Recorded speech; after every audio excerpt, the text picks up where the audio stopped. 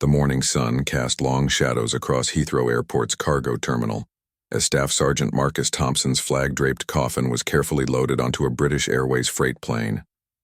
Royal Guard Captain James Morrison stood at attention, his red uniform pristine despite the early hour.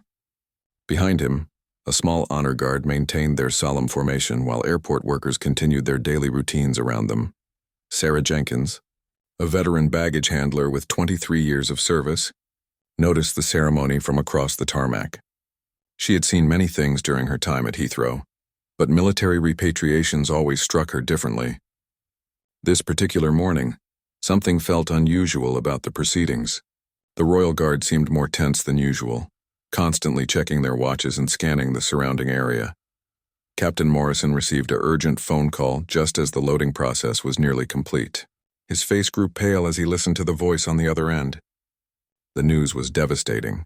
Due to a severe weather system moving across the Atlantic, all flights to the United States were being indefinitely delayed. Staff Sergeant Thompson's body, which was supposed to be transported to Arlington National Cemetery for burial, would now be stranded at Heathrow for an unknown period. The Royal Guard captain immediately began making frantic calls to his superiors, trying to find alternative arrangements. Military protocol demanded that the fallen soldier's remains be treated with the utmost respect and dignity at all times. Leaving the coffin in a cold cargo hold for days was simply unacceptable. The honor guard couldn't abandon their post, but they also couldn't remain at the airport indefinitely. As word of the situation spread among the airport staff, Sarah found herself unable to concentrate on her work. She kept glancing toward the cargo area where the Royal Guard stood vigil. During her lunch break, she approached her supervisor, Derek Walsh, who had been working at Heathrow even longer than she had. Derek was known for his practical solutions and his deep respect for military personnel, having served briefly in the Royal Navy during his youth. The delay stretched into hours, then into the afternoon. The Royal Guards maintained their professional composure, but the strain was beginning to show. They had been on duty since before dawn, and military regulations required them to maintain their honor guard formation as long as they remained with the fallen soldiers' remains. Captain Morrison's attempts to secure alternative transportation or temporary facilities had met with bureaucratic roadblocks at every turn. Meanwhile, Derek Walsh had been making some phone calls of his own. He reached out to contacts throughout the airport, from security personnel to maintenance crews. Word of the stranded Royal Guard and their solemn duty began to spread through the airport's tight-knit community of workers. Many of these employees had family members who had served in the military or had lost loved ones in various conflicts. The situation resonated deeply with them. As evening approached, Captain Morrison faced an impossible decision. His men were exhausted, having stood at attention for over 12 hours. Military protocol demanded they maintain their vigil, but human limitations were beginning to take their toll. The captain's radio crackled with messages from his commanding officers, demanding updates on the situation and pressuring him to find a resolution. Sarah Jenkins watched from a distance as the young Royal Guard swayed slightly on their feet, their faces pale with fatigue. She had seen enough.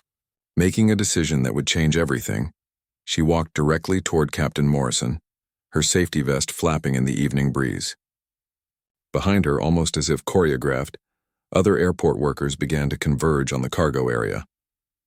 Derek Walsh emerged from the terminal building, followed by security guards, maintenance workers, and even some of the cleaning staff. The captain looked up in surprise as the small crowd of airport employees approached his position. Sarah stepped forward, her voice steady despite the emotion in her eyes. She addressed Captain Morrison directly, explaining that she and her colleagues had been watching the situation unfold throughout the day. They understood the importance of what the Royal Guard was doing, and they wanted to help. What she proposed next would challenge military protocol, break several airport regulations, and create a situation that no training manual had ever covered. Sarah's proposal was both simple and revolutionary. The airport workers wanted to take turns standing honor guard alongside the Royal Guards, allowing the exhausted soldiers to rest in shifts while ensuring that Staff Sergeant Thompson's remains were never left unattended.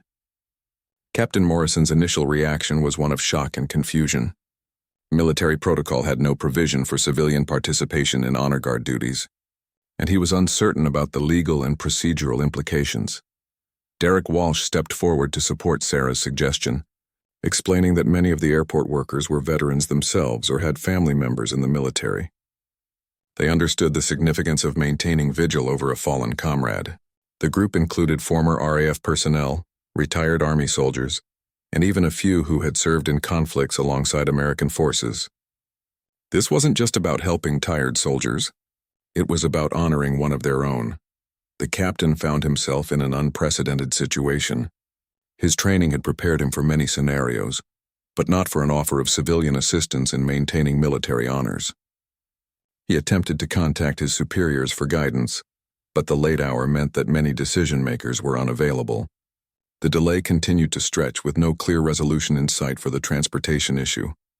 As night fell over Heathrow, the situation became more complex.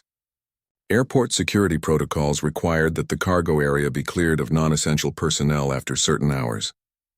The Royal Guards had special authorization to remain with the coffin, but the growing group of civilian supporters did not. Security Chief Patricia Holmes arrived on the scene to assess the unusual gathering and determine how to proceed within airport regulations. Holmes had been monitoring the situation throughout the day from her control room. A former Metropolitan Police officer with deep respect for military traditions, she found herself torn between enforcing airport security protocols and recognizing the extraordinary circumstances. The sight of dozens of airport workers voluntarily giving up their free time to support the honor guard had moved her more than she cared to admit. Captain Morrison made a difficult decision. Despite his uncertainty about protocol, he recognized that his men were reaching their physical limits. The honor guard had been standing at attention for nearly 15 hours, and several of the younger soldiers were showing signs of severe fatigue. He quietly instructed his sergeant to divide the guard into 2 shifts, allowing half the men to rest while the others maintained their posts. Sarah Jenkins and Derek Walsh organized the airport workers into their own informal shifts. Despite having no official authority to do so, they created a rotation system that would ensure continuous civilian presence alongside the military honor guard. Word of their initiative spread throughout the airport via social media and text messages, attracting even off-duty workers who came in during their personal time to participate. The scene that unfolded in the cargo area was unlike anything Heathrow had ever witnessed. British Royal Guards in their ceremonial red uniforms stood shoulder to shoulder with airport workers in their high-visibility vests and work clothes.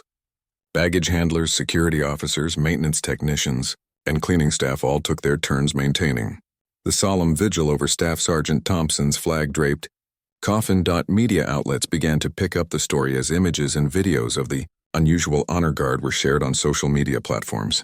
Local news crews arrived at the airport, though they were kept at a distance by security to preserve the dignity of the ceremony. The story began to capture public attention, with viewers expressing amazement at the spontaneous display of respect and solidarity.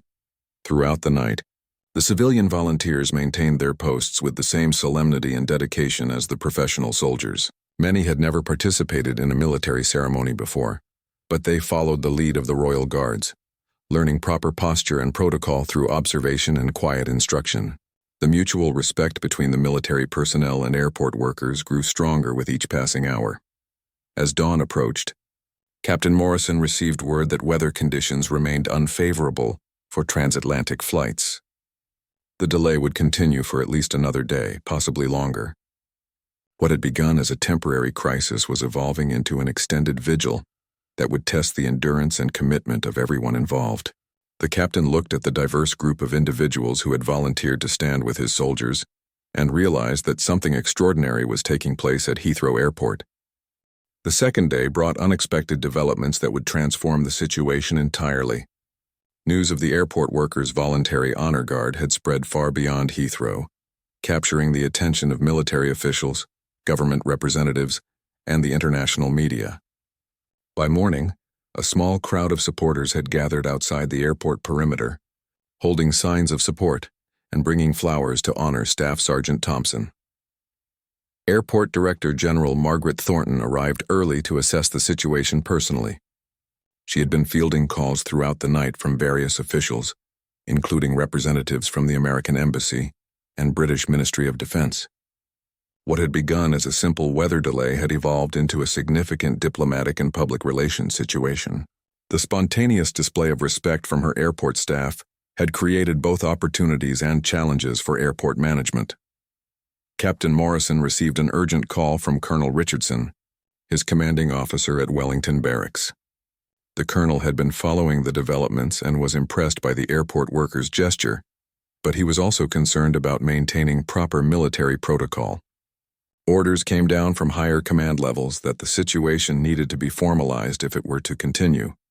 The Royal Guards would remain on duty, but any civilian participation would need official approval and structure. Sarah Jenkins found herself unexpectedly thrust into a leadership role as media representatives sought interviews about the workers' initiative.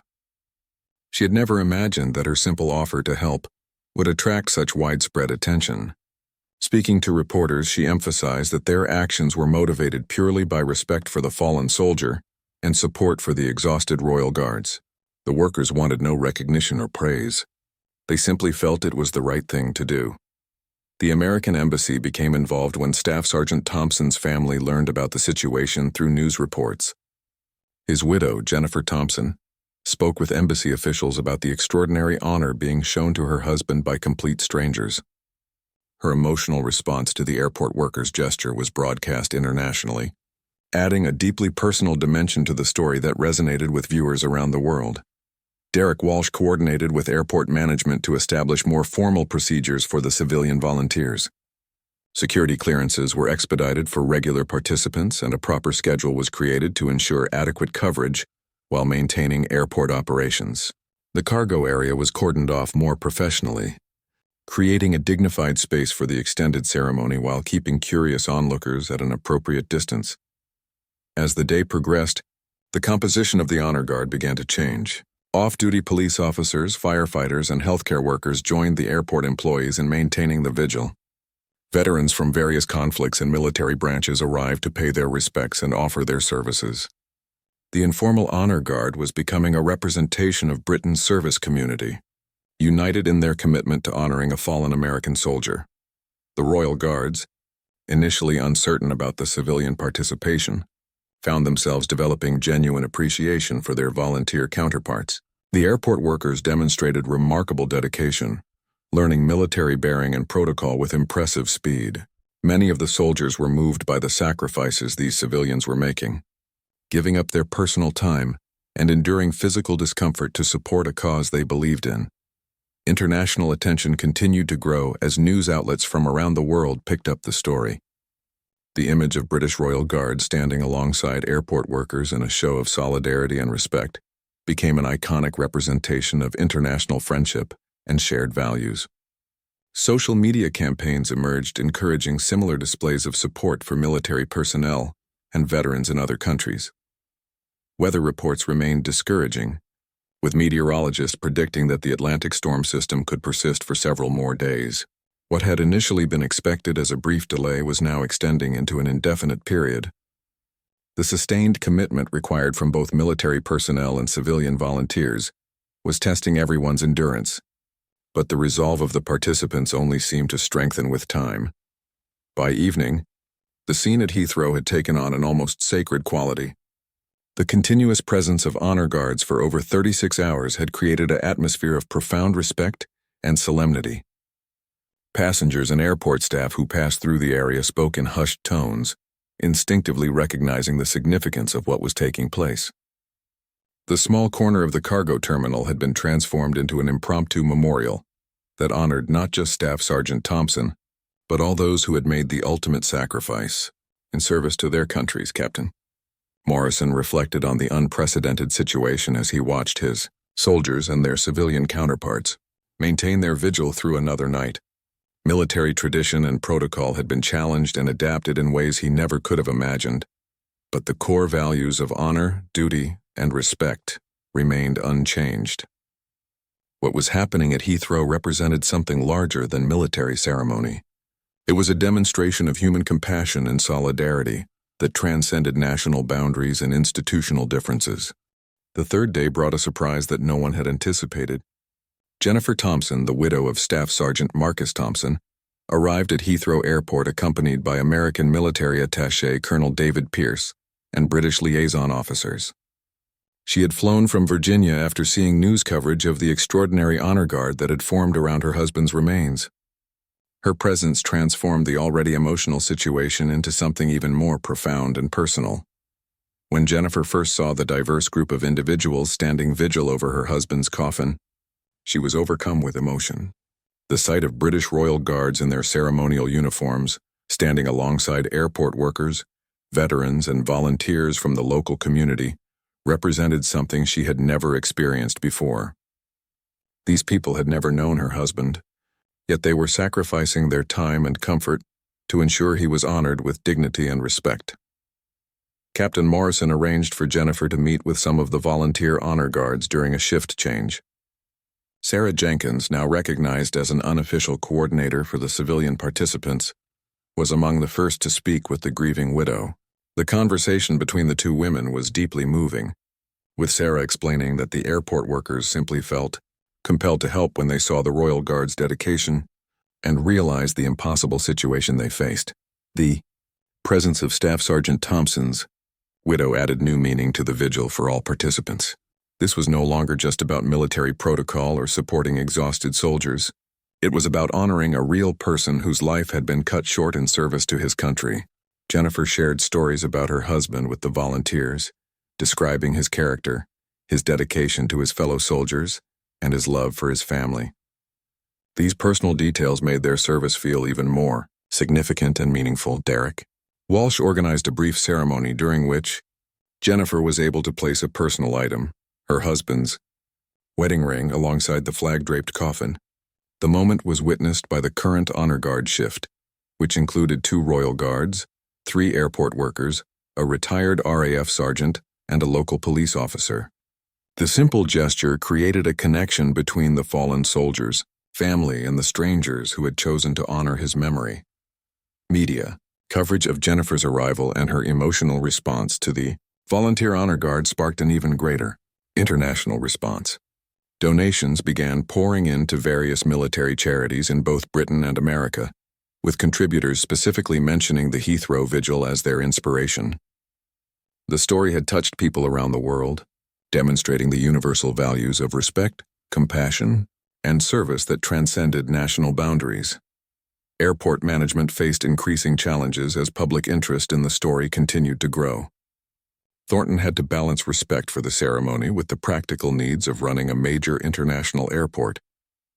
Additional security measures were implemented to manage the growing number of people who wanted to pay their respects, while ensuring that normal airport operations could continue without disruption. Colonel Richardson arrived at Heathrow to personally assess the situation and meet with his officers who had been maintaining the vigil for 3 days. He was accompanied by American military representatives who wanted to express their gratitude for the extraordinary honor being shown to one of their fallen soldiers. The meeting between British and American military officials, along with the civilian volunteers, created an informal international ceremony that was both moving and historically significant. The weather situation finally showed signs of improvement, with meteorologists predicting that flights might resume within 24 hours. However, this good news was met with mixed feelings by many of the participants. While everyone wanted Staff Sergeant Thompson's remains to reach their final destination, the extended vigil had created bonds and meaning that none of the participants wanted to see end. The approaching conclusion of their service felt both welcomed and bittersweet.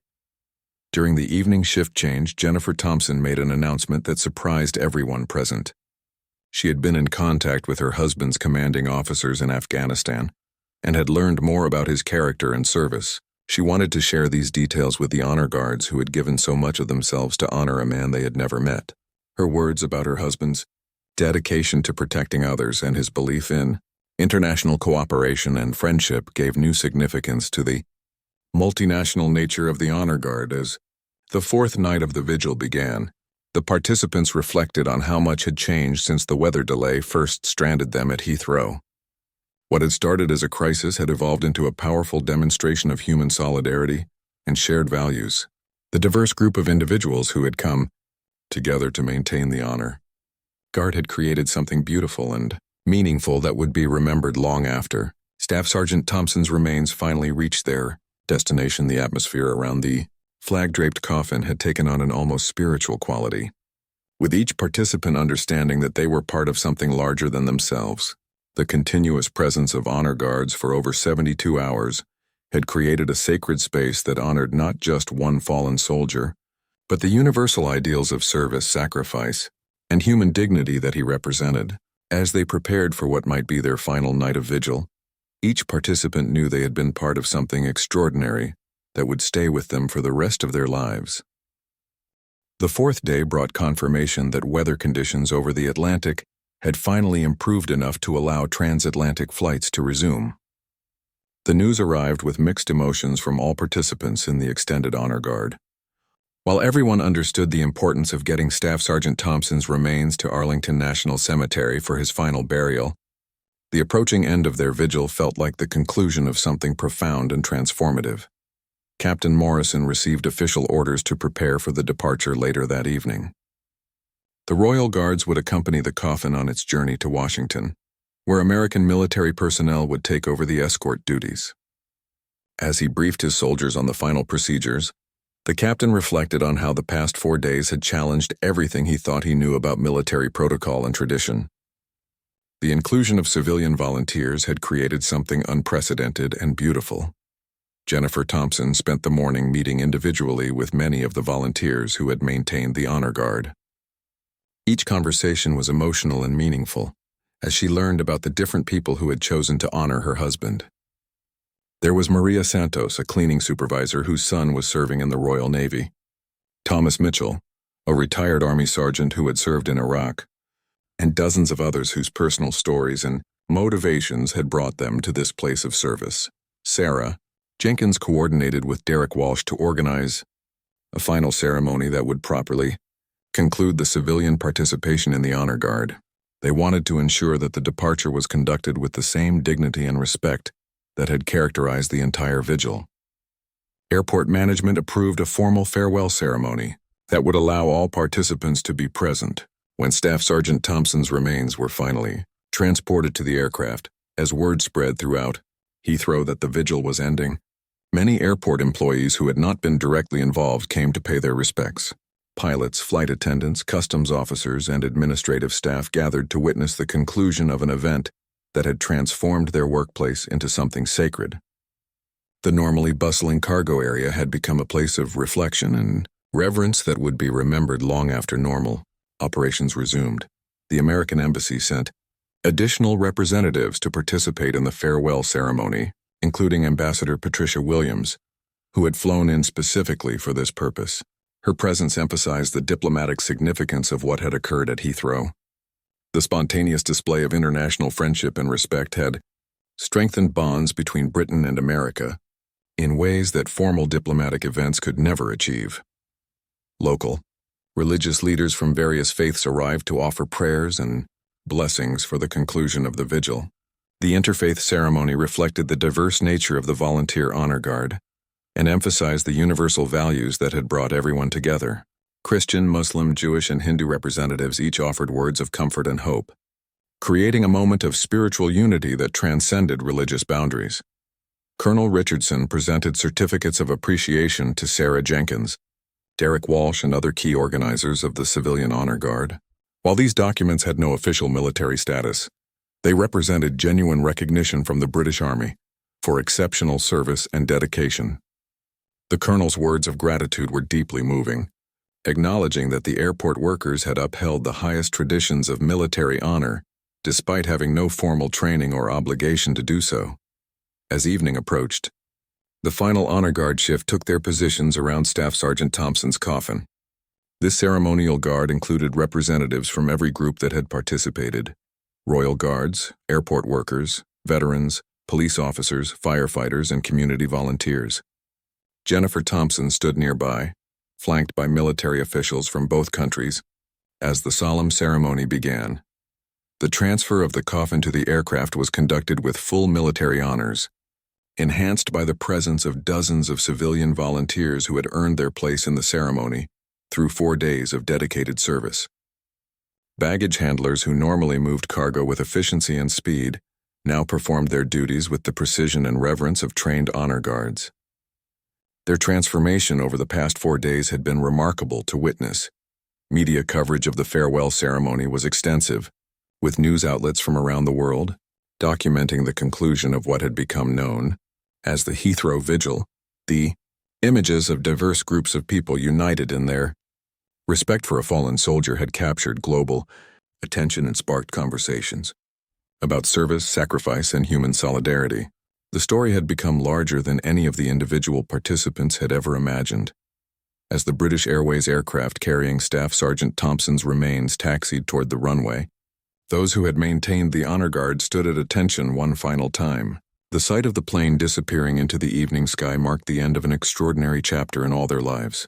What had begun as a weather delay had evolved into a powerful demonstration of the best qualities of human nature: compassion, dedication, and the willingness to serve others without expectation of reward. The cargo area at Heathrow slowly returned to normal operations, but the space would never feel quite the same to those who had participated in the vigil. The concrete floor where they had stood for hours, the area where the coffin had rested, and the corner where tired volunteers had taken brief breaks had all been transformed into sacred ground. The memory of what had occurred there would remain with each participant as a reminder of what people could accomplish when they came together in service of something greater than themselves.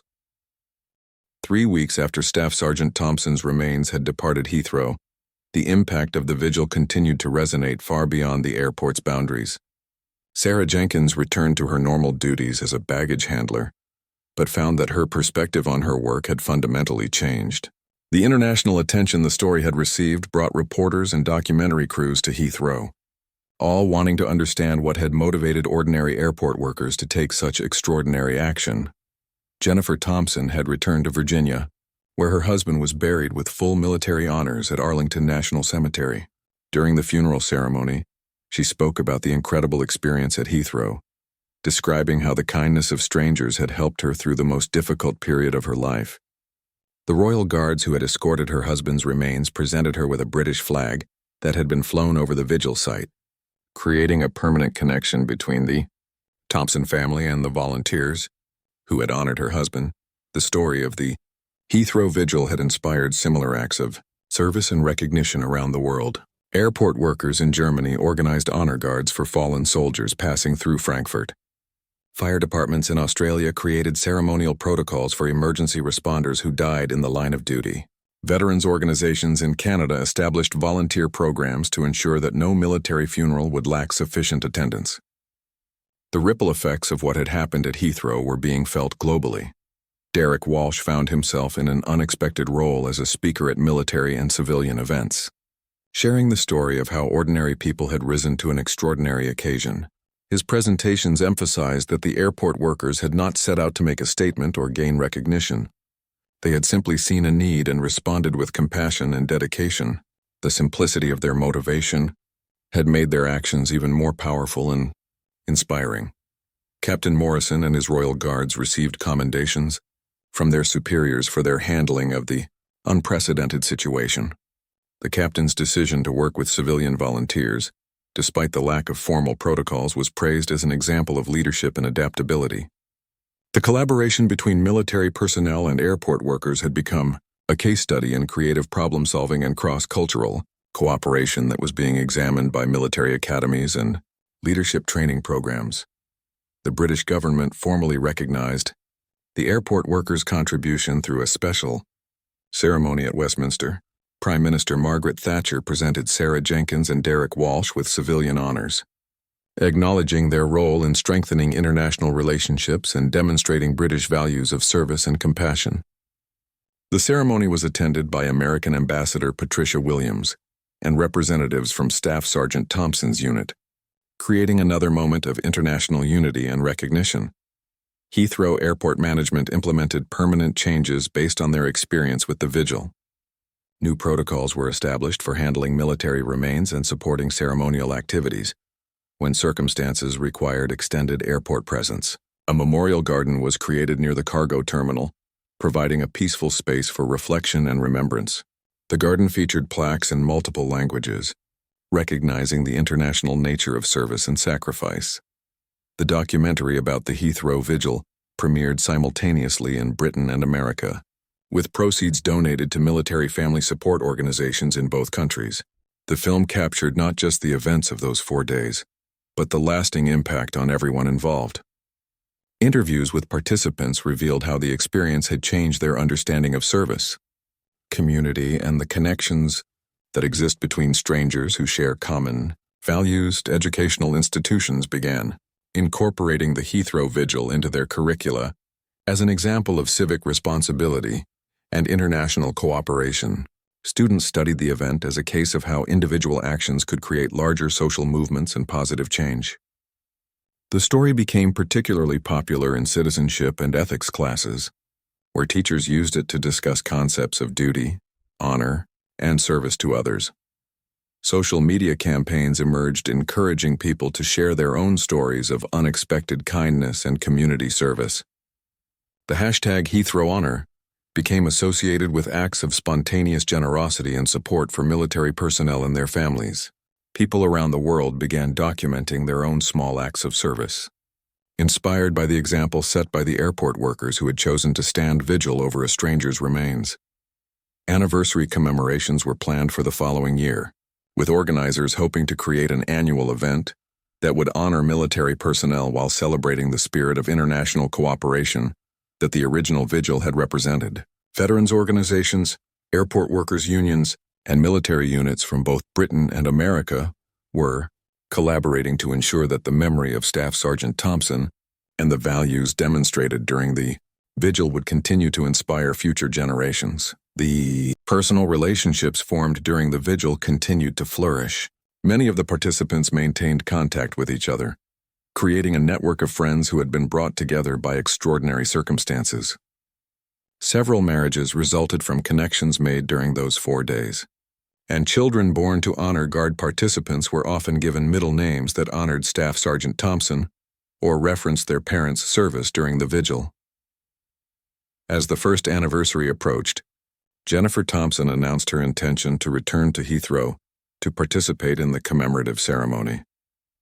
Her presence would complete a circle of connection and gratitude that had begun with her husband's ultimate sacrifice and had been honored by the selfless service of strangers who became friends. The legacy of the Heathrow Vigil had become a permanent part of all their lives, demonstrating that even in the face of tragedy and loss, human compassion and solidarity could create something beautiful and lasting. 5 years had passed since the Heathrow Vigil, and the annual commemoration had grown into an international event that drew participants from around the world. The memorial garden at Heathrow had been expanded multiple times to accommodate the growing number of visitors who came to pay their respects and reflect on the values that the original vigil had represented. What had begun as a spontaneous response to an unexpected situation had evolved into a lasting symbol of international friendship and service. Sarah Jenkins had been promoted to supervisor at Heathrow, partly in recognition of her leadership during the vigil, but more importantly because of the positive changes in workplace culture that had resulted from her example. The airport had become known for its strong sense of community and mutual support among employees. New workers were told the story of the vigil as part of their orientation, helping to maintain the spirit of service and dedication that had made the original event possible. The Heathrow Vigil Foundation had been established to support military families and promote international understanding through service projects. Derek Walsh served as the foundation's director, coordinating programs that brought together military, personnel, veterans, and civilians in projects that served their communities.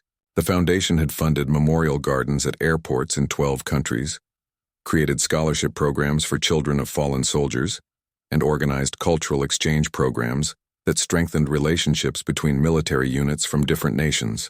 Jennifer Thompson had remarried and moved to England, where her new husband, a British Army veteran who had participated in the vigil, worked as a counselor for military families.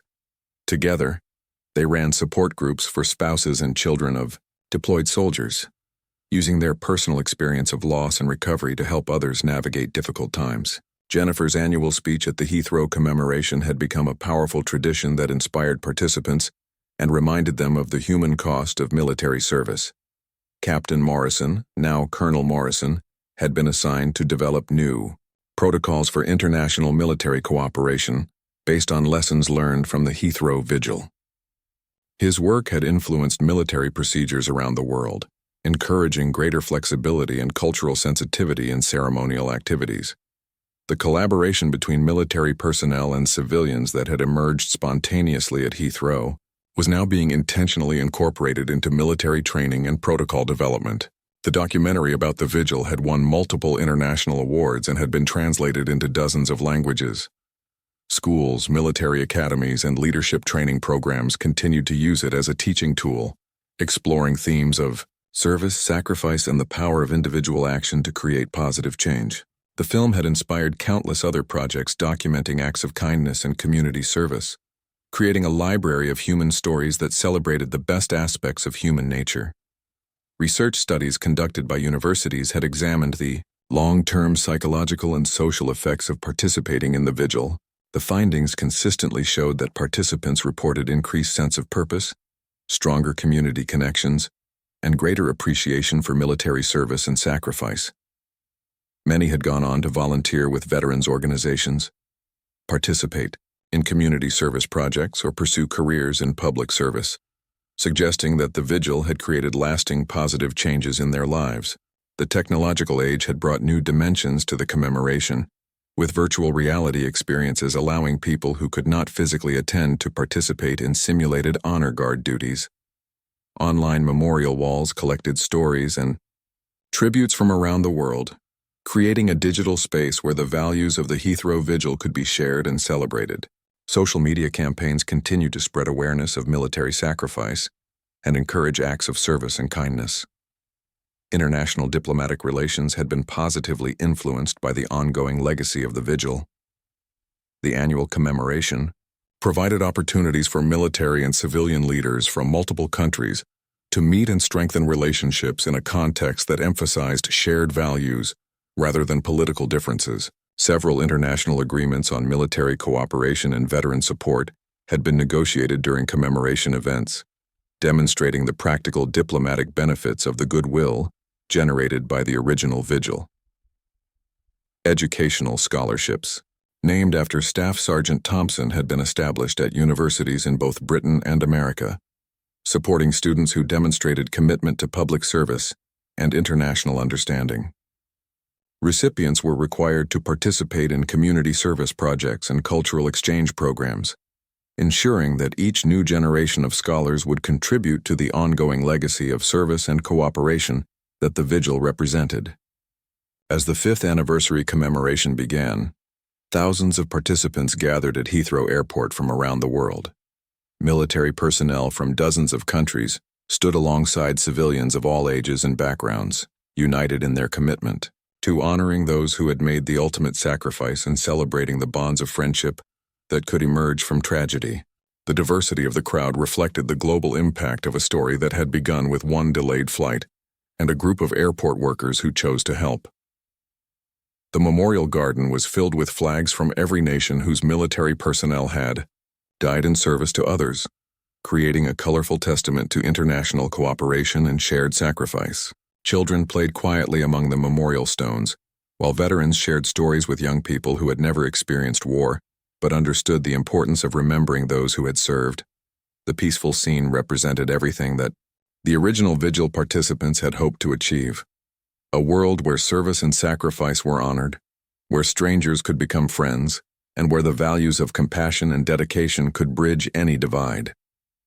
As the ceremony concluded with the traditional moment of silence, participants reflected on how much had grown from those 4 days at Heathrow 5 years earlier. What had started as a simple act of kindness by airport workers had become a global movement celebrating the best aspects of human nature. The legacy of Staff Sergeant Marcus Thompson and the strangers who chose to honor him continued to inspire new generations of people committed to service, sacrifice, and the belief that individual actions could create lasting positive change in the world.